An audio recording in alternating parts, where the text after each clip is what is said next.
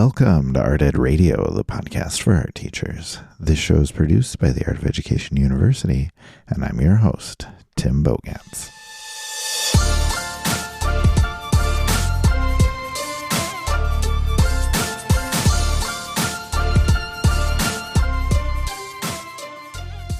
We are now less than 3 weeks away from my favorite event of the year, the NOW Conference.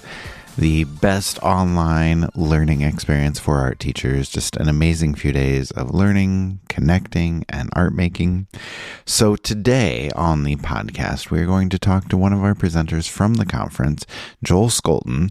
We'll talk about NOW, but also talk about community and how we connect with each other and the benefits that come from those connections.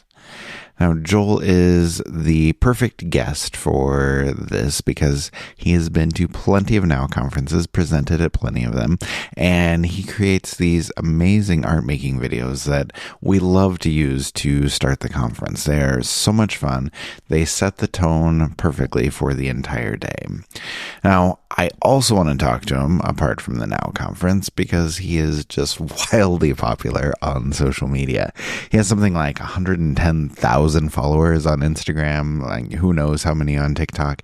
And because of that, I think he has some insight into what art teachers need, what they're looking for, and how we can connect with each other. So we're going to dive into all of that today. But before we get to that conversation, I want to give you a quick rundown of the NOW conference and everything that you can expect if you're going to attend. So Friday, January 31st, we have the conference kickoff. It's an evening of a lot of fun. We have games, we have prizes, we have giveaways, we have art making sessions. It's a great way to get the weekend started. Saturday, February 1st, we have an entire day of professional learning just for art teachers. There's more art making. There are more giveaways. We have a keynote this time around from the incomparable Carrie Mae Weems. So excited for everyone to hear from her.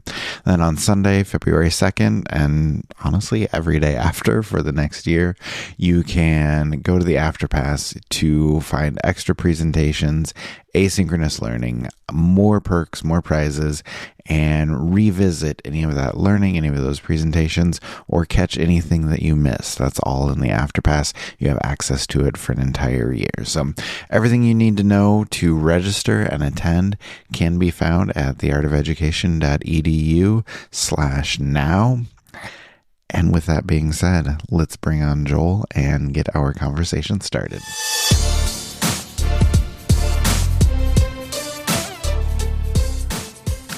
Joel Skolton is joining me now. Joel, how are you? Hey, I'm doing great, Tim. Thank you so much for having me here. Well, we are thrilled to talk to you. And, even though we've known each other forever, somehow you have never been on the podcast. And so I'm glad we can remedy that. But I think we should probably give everybody an introduction. So can you tell listeners of the podcast about yourself or about your teaching or just anything else that you want to share? I'm a father of two and a husband, and we live in Omaha, Nebraska. I've been married for 17, almost 18 years, and I'm also a K-12 art teacher and reading specialist. This is my 18th year of teaching that I'm currently in, and I've experienced teaching everything from pre-K through year 12. I've taught in Seattle as well as Iowa and Nebraska. So I've kind of been all over the place. And I spent 4 years teaching with the very famous Tim Bogantz. So you were like our department head back in the day. Yeah, that's, I don't know, that is a trip down memory lane. And it's kind of interesting because, we were technically in the same district, but talk to each other, once a year, maybe twice a year. And yeah, it did not collaborate nearly as much as we need to. Oh, absolutely. Yeah. And so I actually see you more now working with you at the Art of Education Right. Then we than I did ever like did. literally teaching in the same district together. So Yes. funny how things work like that. So Yeah. that's a good one. Okay. So I want to talk about a couple different things today and definitely dive into all of the Instagram things that you do. But before we talk about that, I want to talk about the Now conference that's coming up end of January, beginning of February. You've done a ton of the art making videos for us. They are a blast. They are so much fun, and people love seeing you. So I'm really glad we can keep bringing you back for that. But can you tell us just a little bit about what's happening with your video and what you're doing for the upcoming conference here? Yeah, absolutely. First of all, I'd like to say that I love creating these videos. It's so much fun to create art with other art teachers and just make art with you guys and enjoy creating in the process with you. And I think it's such a fun way to start the conference because we are all creatives at heart.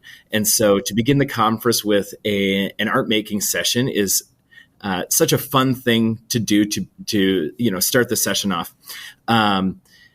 And like you said, I've been doing this for a while. It's a ton of fun, and I absolutely love it because it combines both art education, teaching art, which is what I do, and sharing a little bit more about our Flex curriculum, which is also what I work with the Art of Ed. And so just being able to share kind of my knowledge base in both of those areas with our teachers, and then also inspire and create and just get people open to thinking and being flexible thinkers. For this particular session, I'm not going to tell you what we're making. It's going to be a wild journey that we are going to be on in this art making session.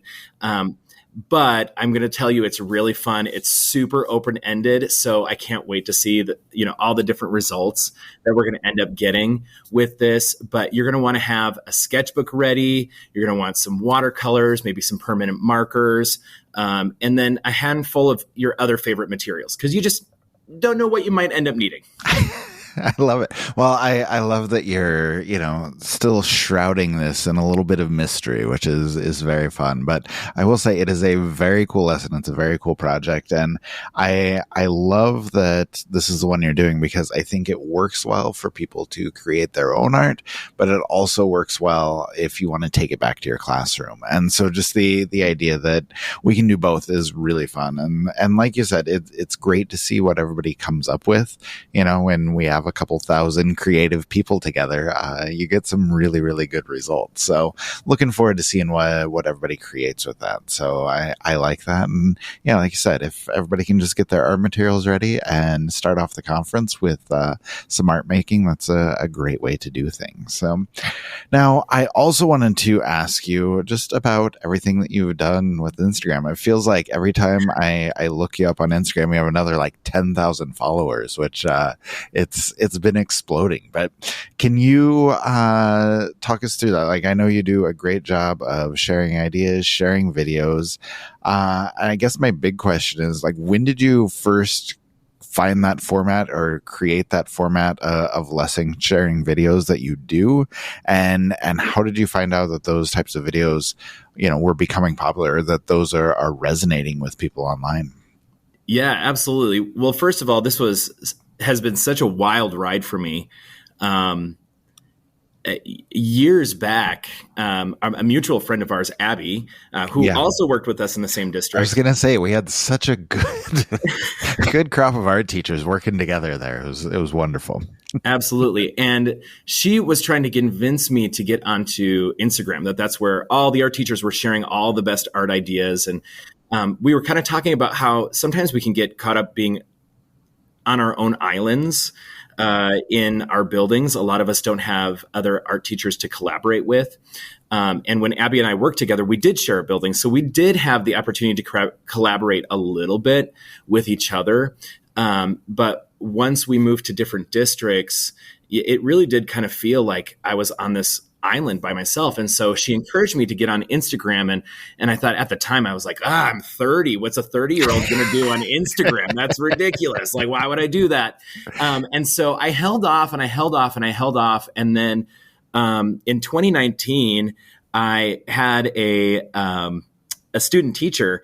And so I had a little extra time. So I started just all kinds of time to fill when somebody else is teaching your classes for you, right? Right. And trying to find inspiration to help her write lesson plans. And so I dove in head first and grabbed myself an Instagram account. And I immediately fell in love with the art teacher community as a whole. I think it's just so awesome how much people are willing to share and support and encourage. Like there's so much encouragement in the lesson plans, in the student work, in the successes, and even those moments where we can all laugh over like a shared disaster, like, oh, that happens to me in the classroom too. I'm glad I'm not the only one that has to, unclog a jammed pencil sharpener every day or, whatever. It's like, oh, I feel, this vindication knowing that I'm not the only person in the world who has these issues. And so I immediately kind of fell in love with the community. And I enjoyed sharing lessons just like everybody else, but I was kind of sharing just images of student work and kind of a, short little blurb of the lesson plan in the captions underneath. And I felt like things started to evolve kind of organically. Even though I didn't really have a lot of followers at the time, people were just asking a ton of questions about the process or about my learning goals or things like that. And so I thought, man, I'm spending so much time writing responses to all these questions. It would be so much faster if I just made a time-lapse video because people can see, And so I started creating these time-lapse videos. And well, of course, as I started creating these time-lapse videos, I started to gain more followers and followers who weren't art teachers per se.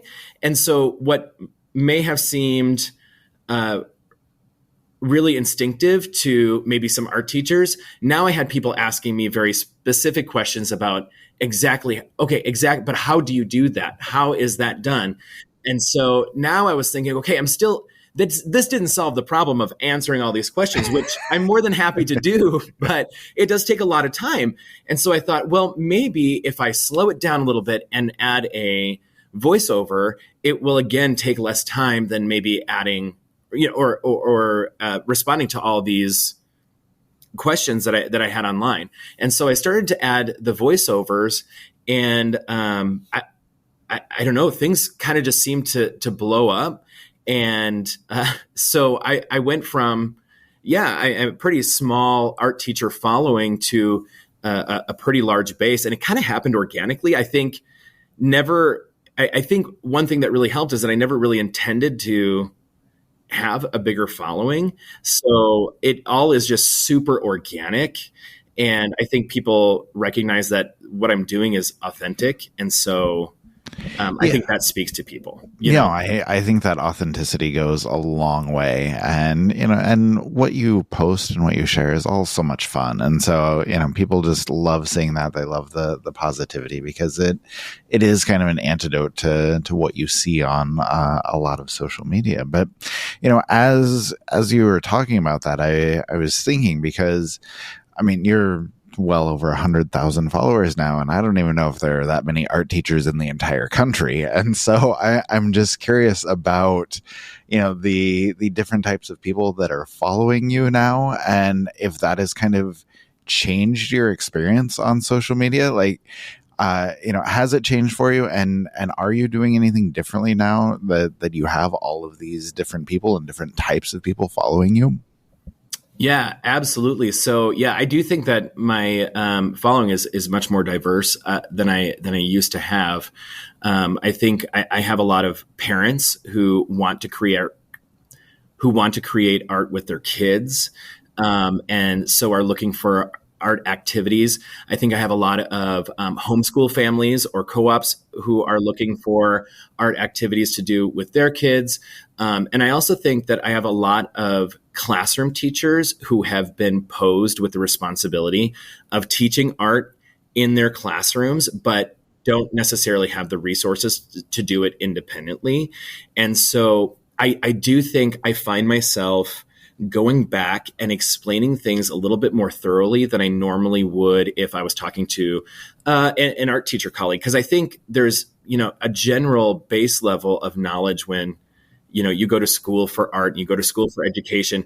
It's just a little bit different than when you're kind of stuck with this situation where now, I want my kids to have these artistic experiences, but I don't know how to make those things happen, or I don't know what materials are needed to make this happen. And so I'm pulling it back a little bit and just getting a little bit more basic with some of the instruction. And I'm finding that there are still questions, but the questions are a little bit easier to answer because I'm adding those in the captions. I'm adding material lists and things like that will help people understand exactly what they need to get to where they're going. Yeah, that's fair. Now, also, I'm curious, do you get negativity that comes with that too? I've had a couple things go viral, through, AOE and wherever. And I just noticed that the more people you have, it feels like the more hate that comes your way, and usually misdirected. But has that been part of your experience as well? Oh, absolutely. And I think, and it's funny because when you have a smaller base group like I did when I started, it really was just all art teachers. And so it was incredibly supportive. Even people that, maybe even had a hard time seeing how does a first grader get that done in your classroom? Even the responses to that were positive. It was like, wow, I can't believe that you can make that happen with a first grader. Can you tell me how you got that to happen, or how that happened? As opposed to now with so much bigger of a base and with things, kind of lifting off and kind of floating through the algorithm, if you will. A lot of people just having really negative things to say. And I try to pick and choose a little bit what I leave in my space. And, some things are actually great because they force you to think about what you're doing. Well, and it could prompt a discussion. Even if they're not bringing it up the right way, it could raise decent questions. Absolutely. It really does. And it can also help for me to self-reflect on some of the things that I'm doing, or how to explain things better, or if there needs to be, a second video that helps explain something a little bit better. But some of it is just not helpful. And it's so negative that I need to remove it. It's Instagram's my happy place. There's really not a place for that kind of negativity on my page, And so oftentimes I'll delete a comment, especially if, I don't want to in my head, think about watching the likes on those comments build or something like that. Right. And here's the thing, I love what I do. And I think there's a certain level of trust in my classroom with my students. I've built such a trust. There are two things that I say to my kids all the time. One is, in this classroom, we are practicing not perfect, right? So the kids understand that there is no requirement for perfection, right? If they're working hard and trying their best, then they are succeeding at the expectation that I have for them. And the second thing that I remind students is that I have high expectations, but it's low stakes. Hey, I'm expecting that you are going to try this. I know that you can do it. I believe in you. I believe that you can do this. Okay. But if you try and fail, we have so many opportunities to problem solve, right? Mm-hmm. If we try and it's not what you expected in your head, we have so many opportunities to problem solve, right? This is not, again, a high stakes situation. So I believe that you can do it. And if you're not there yet, right? If you can't do it yet, that's okay. We can still make it work. We can still continue to practice. We will get there, right? And so I think my kids feel safe in a place that allows them to take big risks. And then what happens when they take those big risks is they are able to create really big things that blow me away. And sometimes the things that they come up with actually inspire the future of that lesson for me. It's I love that. Wow, that is so cool. This is how I'm going to do it from now on. For example, I had a Grant Wood project, and it was like Grant Wood. It was everybody's like least favorite project, right? Like we just drew a farm, foreground, background, middle ground, right? And it was like everybody was rushing to finish. And then one year I had a kid that was like, "Hey, can I make mine a dinosaur farm?" And I was like, that's a great idea. Absolutely, you can make a dinosaur farm. Yes, absolutely. You need to make a dinosaur farm, man. And then I thought to myself, wait, why aren't we all just making whatever farm we want to be? Absolutely. Right? If the learning goal is that you can draw, the 3 different parts of a landscape, who cares what kind of farm it is? Yes. And so I've had kids make the wildest farm, vending machine farms and robot farms. I had somebody this year make a turtle shell factory. And so she had like all these turtles without shells, like walking into the factory and then coming out with shells. Oh, that's funny. It's just like super cool. But they're showing me that their understanding of the learning goal, right? And it's so much more fun than it used to be. But it's all because, my students feel safe to take big risks, right? And then because they feel safe to take big risks, we get big things happening in the classroom. And so often when I have people who are just so critical of the things that I'm doing with such young kids, I just want to tell them, this space is such a safe space for these kids to try and fail and retry and brainstorm and come up with new ideas. They're not afraid to erase and try again. They're not afraid to try something big. And that's how we end up having really big successes in our classroom. Yeah, that's well said. I really appreciate that perspective. I think that's a really good way to look at things. I also want to ask you, just as you were talking about that, I was thinking about all these different things, and I don't know if I can tie all of this into one question, but just thinking about, what you said earlier about being on an island, but also sharing ideas and, trying to connect with other art teachers. Can you speak to, I guess, the importance of connecting for us as art teachers? Like, why should we want to connect with each other? And how do you think that we as art teachers can benefit from those connections? Yeah, absolutely. Well, again, I do think it's important. I think it's important for a variety of reasons. And the first reason is obviously because we do live a shared experience, but we're in different buildings, we're in different rooms, and there's so much camaraderie and healing and, even learning from each other when we choose to share with each other instead of hunkering down in our own space. And I have learned so many art room hacks from sharing with others, from being on, the Art of Ed, from being on Instagram, from, being in our district meetings. People have really cool solutions to really niche art room problems. And if I am not surrounded by other art teachers, I don't learn those hacks.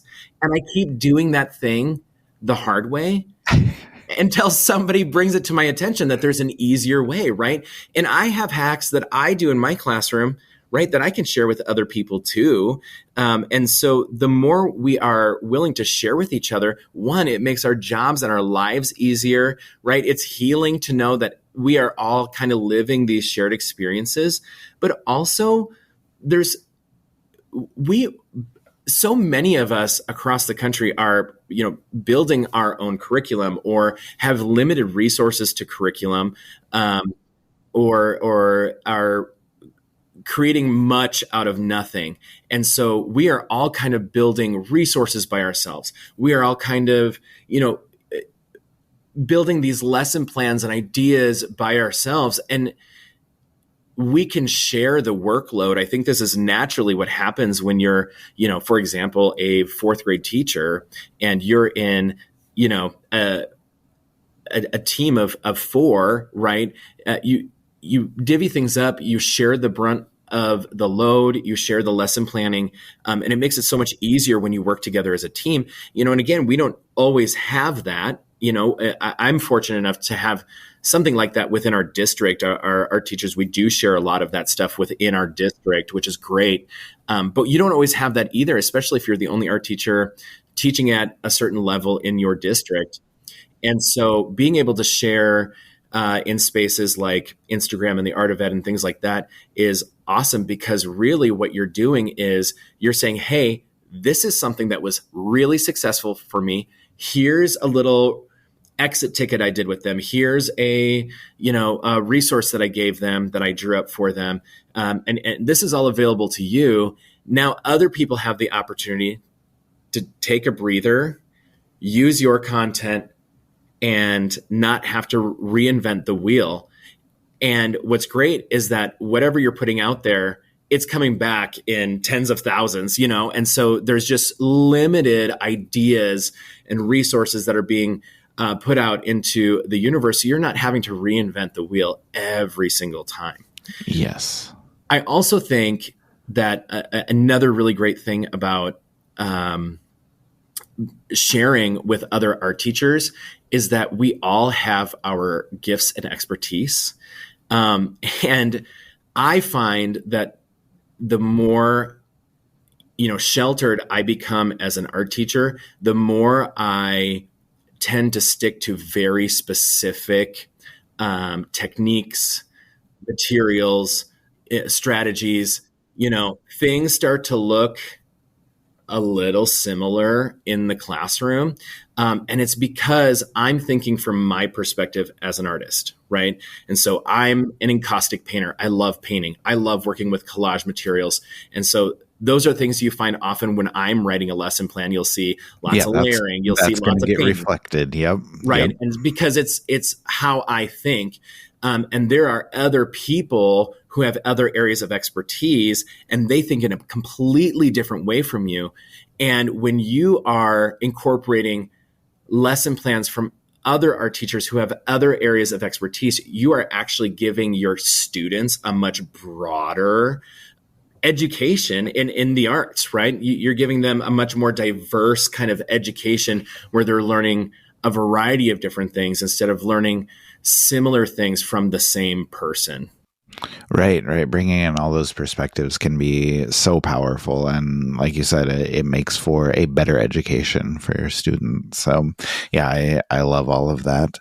Okay. So just one last question for you before we wrap things up. I always like to end the podcast with a little bit of advice for listeners. So I would love for you to share just, your best advice, whether that be about sharing and helping each other, or, how we connect or how we use social media.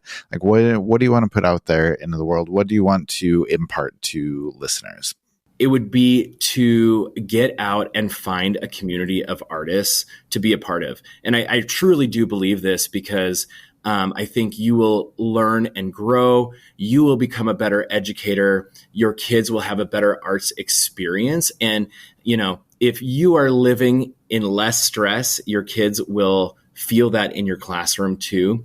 But like I said, it's going to make you a better educator. I can give you one more example of that. Like I said, in our district, we have a teacher who is so great at creating formative assessments, like written formative assessments. And for me, again, once again, if I'm thinking in my own head, I can watch a student and I can gauge very quickly if they are understanding the learning goal and how to reteach and adjust to help them. Yes. And so in my mind, I always thought, okay, well, I am formatively assessing these kids as they are working, and I can adjust my teaching to their needs. However, formative assessment is not only great for a teacher, but it's also a great moment for kids to think about their own thinking. And if I'm doing all the thinking for them, then they're not doing any of the reflecting, right? They're not putting it down onto paper. They're not thinking about it, putting it in their own words. And so, like I said, I had this, the colleague in our district, and she's really fantastic about creating exit tickets and just short written formal assessments and having different strategies in her classroom. And man, I've learned so much about how to get kids involved in the formative assessment process where they are thinking about their own learning. And that never would have happened if I had not put myself in a space, or if I had not been able to be in a space within my district to have these district meetings, because I may not have the opportunity or chance to communicate with that art teacher outside of our district meetings, and I might not have ever come to that conclusion where, man, I probably need to start having the kids write these things down because they are not thinking about their own learning, if I hadn't had a chance to collaborate with that teacher.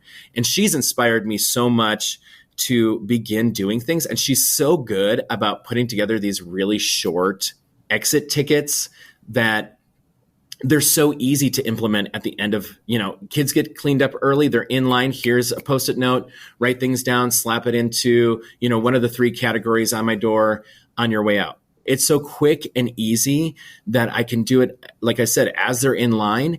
And it doesn't take away a ton of time from instruction or from their creative time. But it is something that I can do to help them think about how they're thinking, and for me to really get a much better gauge on whether or not they truly understand what we were talking about in the classroom. Yeah, I don't know. There's so many good ideas there, but like you said, I think it's important to just open yourself up to those new ideas. And the more new ideas you can find, you can figure out what works for you, what works for your student. And like you said, those are the ideas that can make you a better teacher. So I think that's an important message. So Joel, thank you so much for the conversation today. It's been really, really fun to talk to you. And we'll look forward to seeing you soon at the Now Conference. Yes, thank you so much for having me, Tim. And I honestly am so excited about the Now Conference and this project that we're doing. So if you haven't signed up for it yet, please do. It's going to be such a fun art making experience. Thank you so much for having me, Tim. Thank you to Joel for joining the show and for creating more great content for Now that you'll be able to see when you're joining us at the conference on February 1st. Now, I want to leave you today with just a few more thoughts on creating connections. As art teachers, we understand the importance of connection, not only within our classrooms, but also with other art teachers. Building a sense of community among us as educators allows us to share ideas, to seek advice, to celebrate, and just the kind of unique joys that come with teaching art. And whether we are finding those connections on Instagram, where Joel is hanging out, or the Art of Ed community that we talk about all the time, or the upcoming conference, these spaces are so valuable because they are filled with inspiration and discussions and places to share lessons and ideas and share student work and our own work. And they give us a chance to find a sense of belonging, which I think is missing for a lot of people in their teaching position, and something I really, really would have loved at the beginning of my career. So I would encourage you to continue to make those connections, and to remember that no matter where you are or what part of your career you are in, you can be part of a larger community, and that community will be there to support you and to lift you up.